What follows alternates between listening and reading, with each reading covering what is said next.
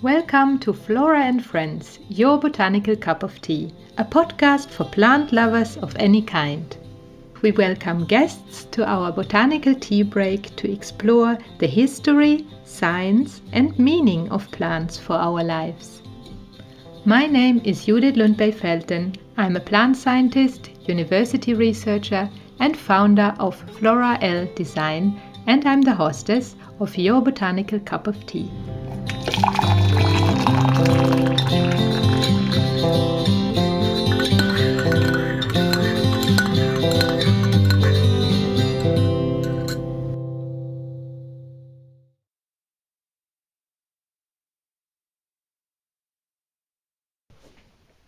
Welcome to all our listeners. I'm happy that you are back here for the second part of my interview with Matija Strlic from the International Geraniaceae Group.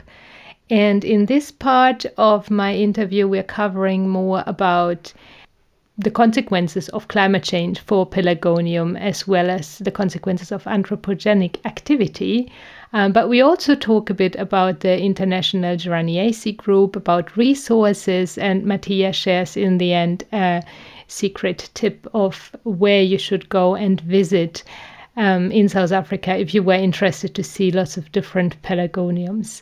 So with that, I hope you will enjoy this part of the episode, and I leave the floor to Matija. What happens to the pelargoniums when the climate changes, and how does that affect the areas where the pelargoniums are from? I'm actually not so aware. I know that here the summers get drier and hotter and the winters get wetter. What's the effects on South Africa and also up the coast there towards Turkey, and how does that impact the plants?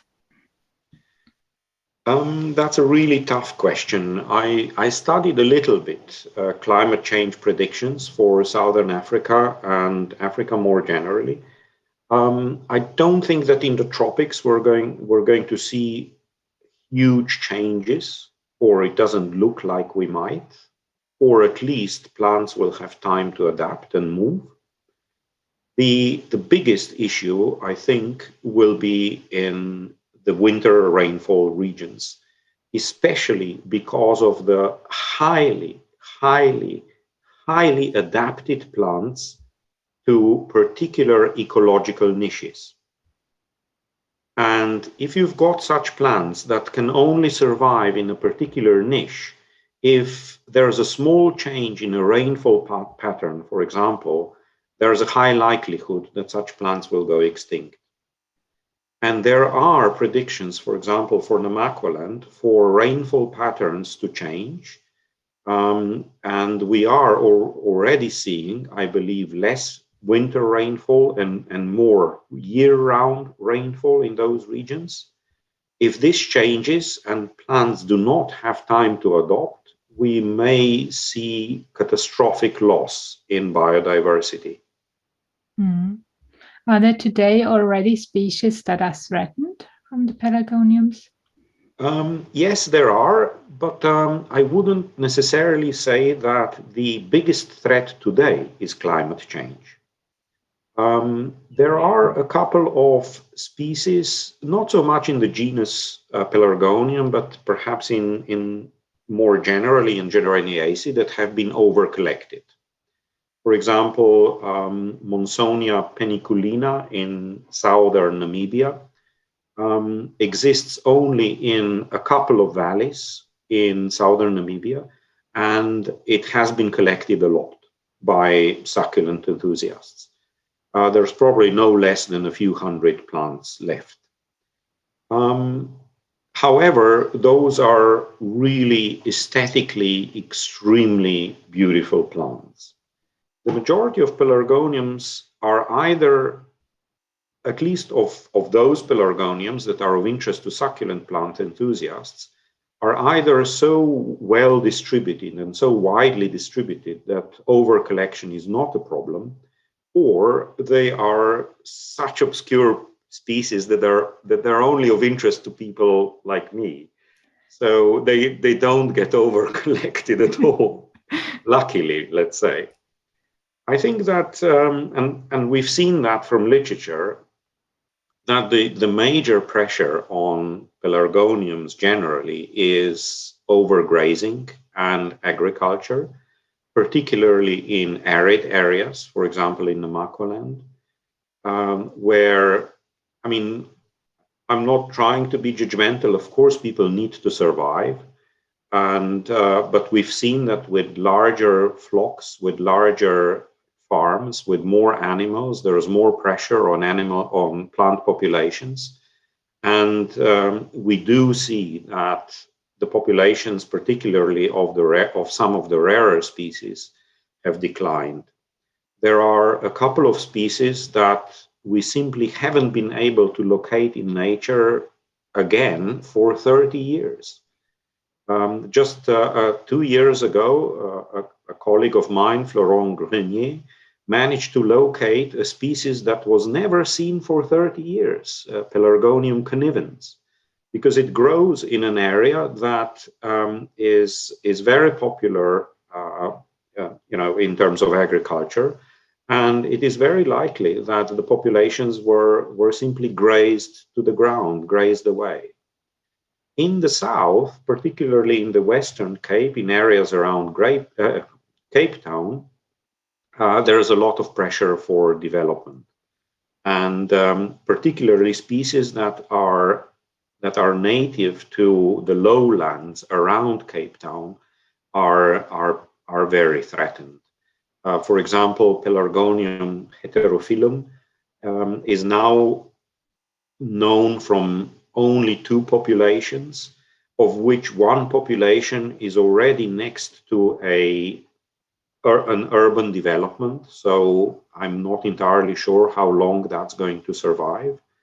And then there are some species, for example, a species that is still new to science, that are only known from practically suburban areas of Cape Town, and that are unlikely going to survive. Mm. Are there conservation programs to save these plant species that are threatened? Yes, absolutely. The Cape Nature, as well as other organizations across the Cape, are very well aware of populations of species that are in decline and that are threatened. But I specifically mentioned the taxon that is new to science, and from basically the suburbia of Cape Town. And if it's new to science and conservationists don't know about it, it's not possible to protect them. So I sometimes wonder how much else, how much more there is in nature that we haven't yet discovered, we haven't yet described, and because of that, we don't know how to protect. But luckily, with some farmers in Namaqualand, colleagues have been in conversation, and some farmers are really aware of the extraordinary flora, of the extraordinary plants that grow on their farms. So, for example, in Namaqualand, there are farmers who have decided to develop parts of their farms into tourist farms. They are no longer grazed. The natural flora is taking over, and populations of pelargoniums as well are becoming reestablished. So these are real success stories. The Overberg Conservation Trust, east of Cape Town, specifically engages farmers such that parts of their farms become conservation areas, so that farmers, in cooperation with such trusts, establish contracts that protect populations of those rare and extremely interesting plants. So there's more and more of this activity, which makes me really positive. Mm-hmm. What is the risk if pelargoniums disappear, if certain species disappear? You mentioned that there seems to be a co-evolution with flies because of these long nectar tubes. Are there other ecological purposes for these plants? Do they fill somehow another niche that could be threatened if the pelargoniums or those types of pelargoniums disappear? That's a really tough question. So what you're really asking is the value of biodiversity, I think. And this is an enormously difficult question because it's really difficult to ascribe a value to any particular species. But it's the biodiversity itself that can be valuable. So some of the recent research, specifically in Europe, has evaluated that, for example, biodiversity services that contribute to plants having medicinal use or natural pollinators putting fruit on our table and similar, some of those services were valued to 1.4 trillion euro in investments held by just Dutch financial institutions.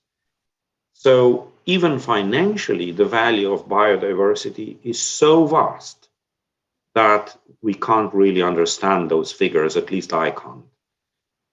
It's really difficult to put the value on a particular species in a particular niche, but as a whole, the biodiversity provides enormous services to humankind. Mm-hmm.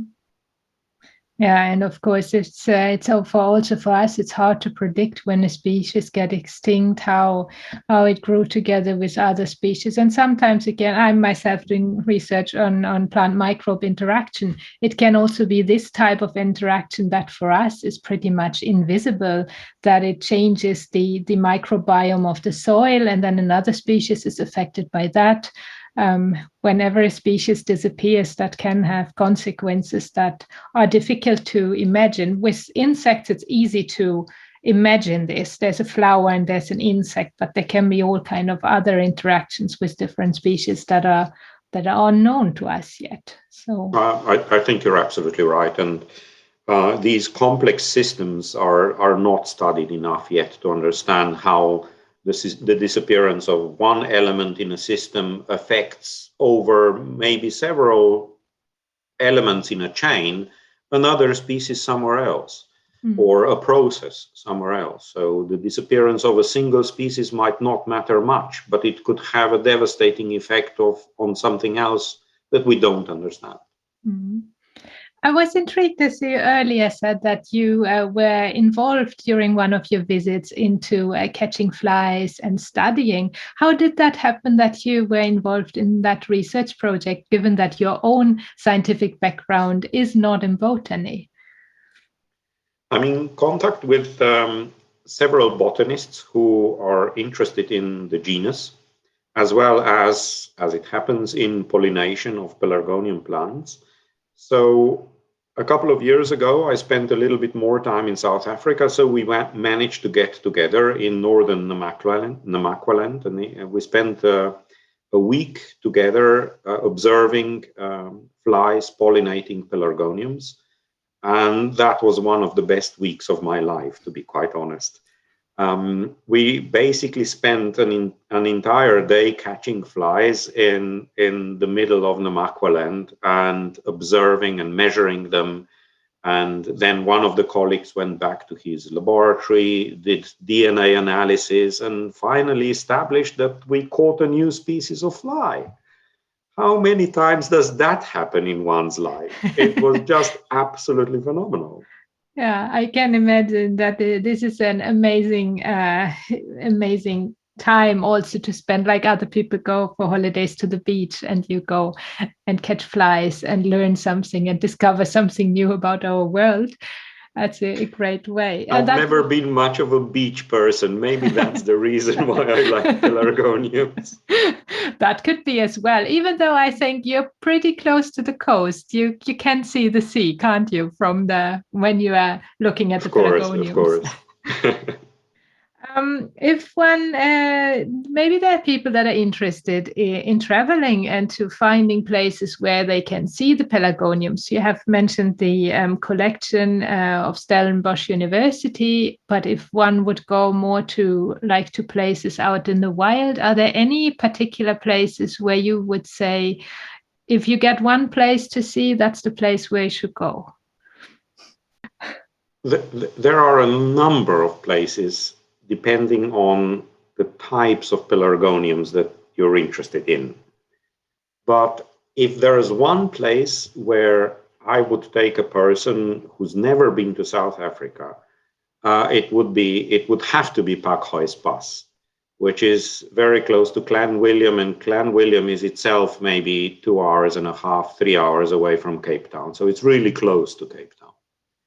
It's a mountain pass that represents such a diversity of microhabitats that it probably has the densest distribution of species, particularly succulent and xerophytic species, in one place.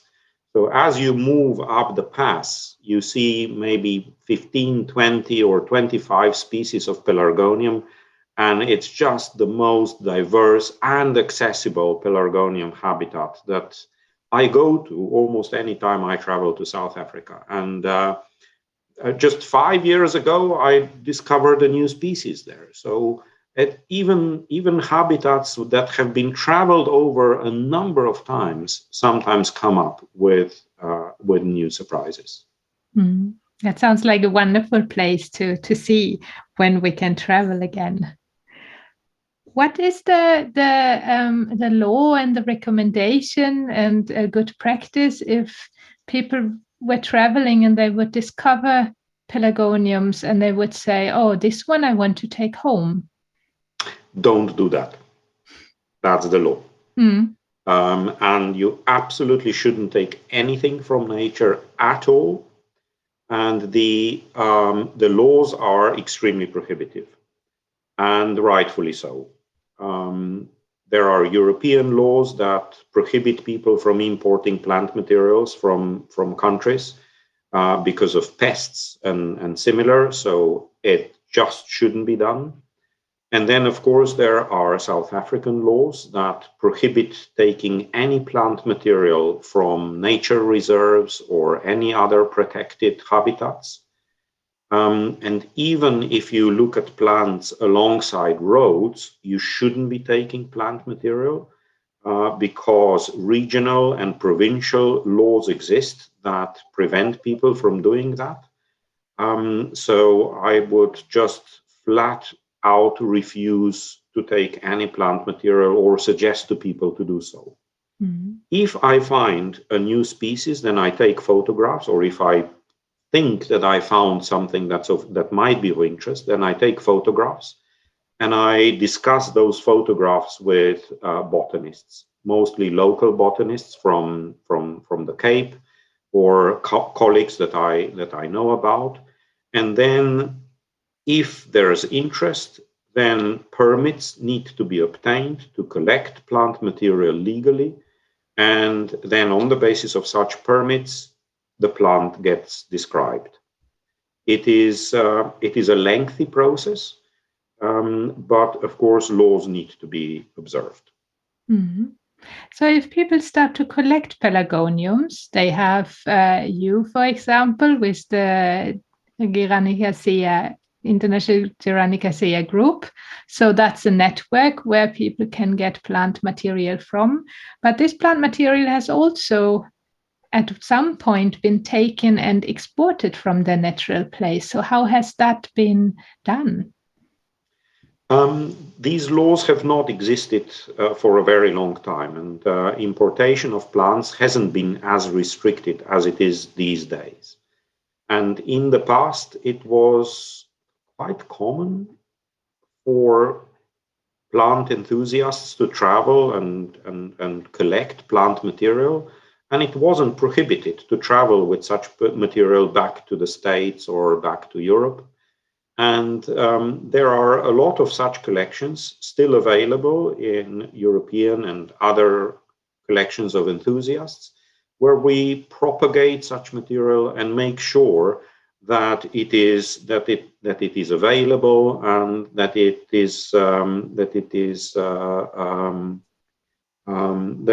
is grown basically. So within the International Geraniaceae Group, we keep a collection of reference plants where a few growers with a little bit more experience in pollination and germination and so on, where we take care that those plants are not hybridized, that they are kept genetically pure, if you like, so that the characters remain true to the originally collected plant material. We also make seeds available to our members, and that's a very popular activity of our plant society. We publish an annual seed list which contains 400, 500 seed types, and those are made available to botanical gardens as well as private collectors, and anybody can grow interesting plants for practically zero money. We're not doing this because of any commercial interest, absolutely not. We're a registered charity in the UK, and it is our main goal to make seeds of Geraniaceae as widely obtainable, as widely distributed as possible, such that we all enjoy these interesting plants, but also such that the pressure on collecting in nature is as low as possible. Mm-hmm. And there you don't have only pelargoniums in that collection that one can get seeds from. That's right. No, we're interested in the entire family of plants. Although I should say that apart from geranium, which is another huge genus in the family, we have fairly few representatives or fairly few growers who are interested in plants other than geranium and pelargonium. Monsonias tend to be a little bit more popular, especially section Sarcocolon, because plants from this section have very thick stems, very spiny stems that are of interest to succulent enthusiasts. And then a few growers who are interested in the genus Erodium, which tend to be really, really beautiful herbaceous plants from the Mediterranean region. But the majority of our members are interested in pelargoniums. Mm-hmm. Very nice. And then you have also, you're keeping a website as well with a catalog of pelargoniums, pelargoniums.si. How did that happen? Well, 20 years ago or so, when I started studying the genus in earnest, I discovered that the literature sources on this genus are so diverse and sometimes difficult to come across that I started making notes to myself. And then I started photographing, as everyone does, these plants as well. And I thought perhaps this might be of useful to others. And I started to systematically put all the information that I have on the website and organize according to species and sections. And I'm hoping that that's of interest to other growers. And it's been just a very, very interesting exercise to myself to classify, photograph, and make that information available. Mm-hmm. Do you have a favorite geranium? Pelargonium? No, I have had this confusion whenever I'm writing or auto-translating anything from Swedish to English. It replaces all the pelargoniums with geraniums, and I need to go and pick and correct it. So, do you have? I know exactly what you mean. It's good. The confusion is still there, even though we are distinguishing geraniums and pelargoniums today. Clearly, it hasn't been always like that back in the days. Um, but yeah, do you have do you have a favorite pelargonium plant? It really depends what flowers in my greenhouse, to be honest. Some pelargoniums I really love because of their amazing shape in whatever time of year. But there are some really miniature species that really surprise us with huge flowers and flowers that are of a particularly interesting shape. For example, Pelargonium saxatile is an absolutely amazing geophytic species. The rosettes are barely bigger than 2-3 centimeters, but when they flower, they are just absolutely beautiful. That's certainly one of my favorite species. Mm. I get more and more the feeling that I need to move somewhere where I can have a greenhouse.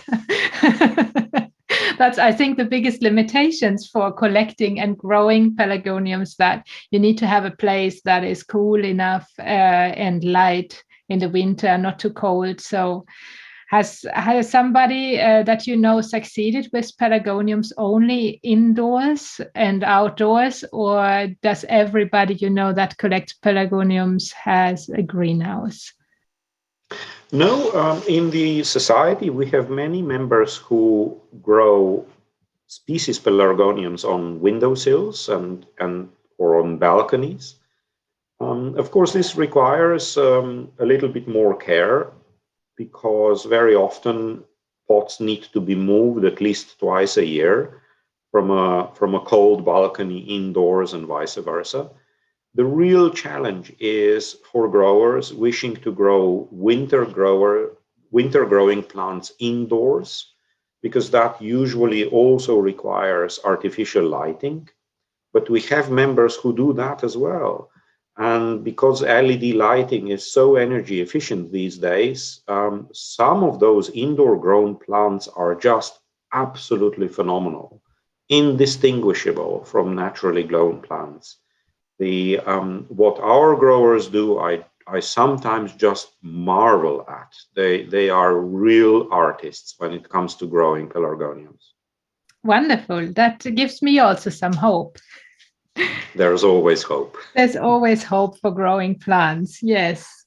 And any sources that you would like to share, your website, contact, books, anything that you think could be interesting for the community?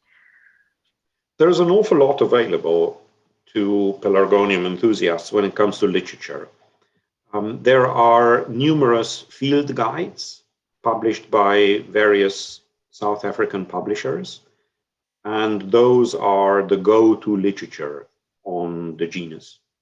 There's a series of books from the late 80s published by Professor van der Walt on pelargoniums in Southern Africa. Those are now difficult to get by. They are collector's items, the books, but they are still the most important source of botanical information about the genus. Then there are websites such as pelargonium.si, for example, and then there's, of course, the website of the International Geraniaceae Group, where we hope to provide a collection of photographs of plants in nature, but where we also publish our own newsletter with information on the plants, and where we have numerous other literature available. Some of it is available in digitized form freely to non-members, and most of it is available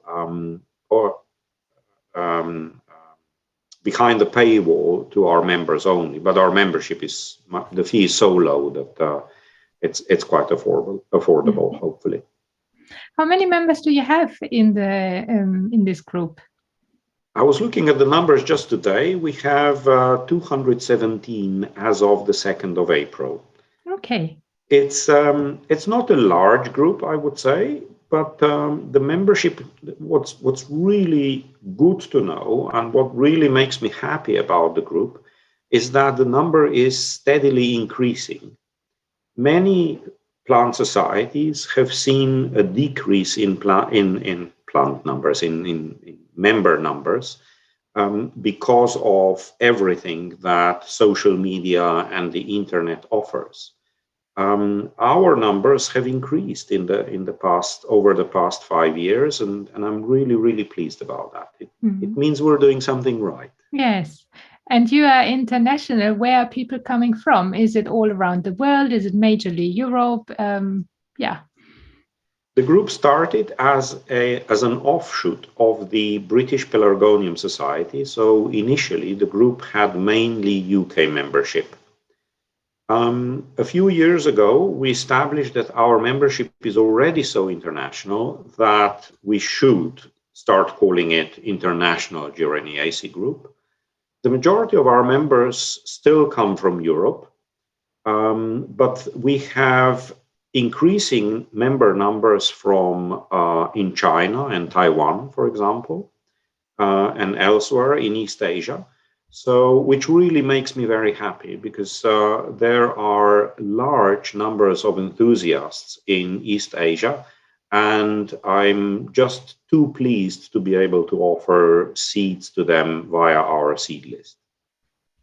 Wonderful. That is again another example where plants connect the world.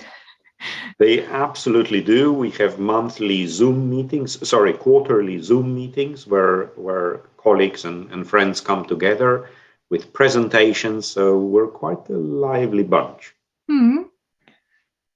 Thank you very much. I think this was a very pleasant interview. We've covered lots of different aspects about the pelargoniums and many new aspects as well. We have been kind of going through different episodes, talking more about the hybrids, last week about the medical uses and more of biotechnology and research, and now we went more into the ecology. So I think there's so much to discover about the genus itself, like as probably about other plant genuses as well, but that genus is rather large and diverse. So, and many different people have a different relationship to pelargoniums. I think that one of the reasons why pelargoniums the species are interesting today is because they have enjoyed so much attention as garden plants, as horticultural plants in the past 100, 200 years. And only rightfully so, because they are nature's great survivors. Thank you very much, Matija. It's been a pleasure, Judith. Thank you very much for having me. I hope you have enjoyed this episode. And if you haven't listened to our other episodes about pelargoniums yet, where we discuss their history, their medical use, biotechnology, and how you can easily grow them yourself, then visit our webpage at www.flora-l.com/blog, where you can find all Flora and Friends podcast episodes. To keep yourself up to date on new releases of episodes, I invite you to sign up for the Flora-L newsletter while you are on our webpage. Thank you for listening and have a nice day.